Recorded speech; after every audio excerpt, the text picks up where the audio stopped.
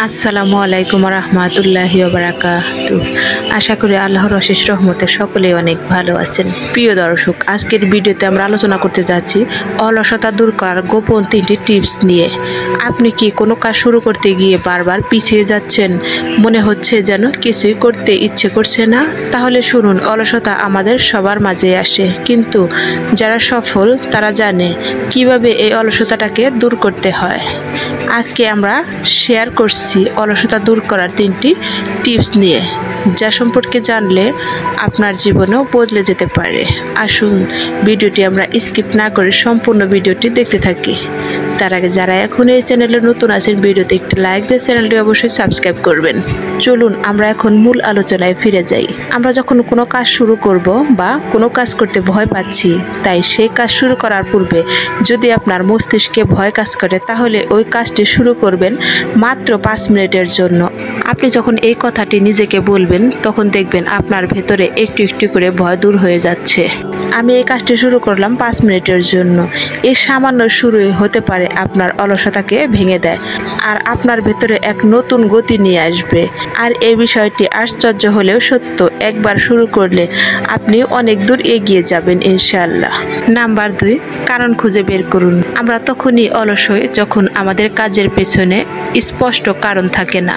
তাই নিজেকে জিজ্ঞেস করুন, আমি কেন এই কাজটি করতে চাই? যদি এর উত্তর হয় পরিবারের জন্য, স্বপ্ন পূরণের জন্য, আল্লাহর সন্তুষ্টর জন্য, তাহলে অলসতা দূর হয়ে যাবে।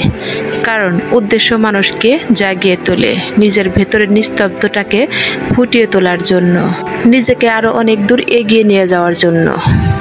প্রথম যে কোনো কাজ শুরু করার পূর্বে নিজের ভেতরে একটু ভয় কাজ করে, কিন্তু ওই কাজটি যখন আপনি সময় নির্ধারণ করে করবেন, মনে আনন্দের সাথে করবেন, বিভিন্ন স্বপ্ন বা মনের ইচ্ছে পূরণের বিরুদ্ধে লড়াই করতে থাকবেন, তখন দেখবেন আপনার ভেতরে ভালো লাগা শুরু হয়ে গেছে, আর আপনার ভেতরে এক প্রকার নতুন অনুভূতি জাগ্রত হয়েছে। আর এটাই হবে আপনার স্বপ্ন পূরণ আর অলসতা দূর করার প্রথম ধাপ।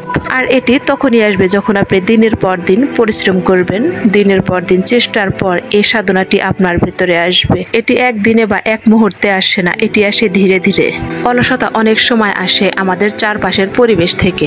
যদি আপনি এমন জায়গায় থাকেন যেখানে সব লোকই অলস, তারা সব কাজ করতেই ভয় পায়, তাহলে আপনি ধীরে ধীরে তাদের মতোই হয়ে যাবেন। তাই প্রথমে আপনি কাজের উপযোগী পরিবেশ তৈরি করুন, কাজের উপযোগী জায়গা নির্বাচন করুন, টেবিল পরিষ্কার করুন, ফোন সাইলেন্ট করুন, কাজের লোকদের সঙ্গে সময় কাটান।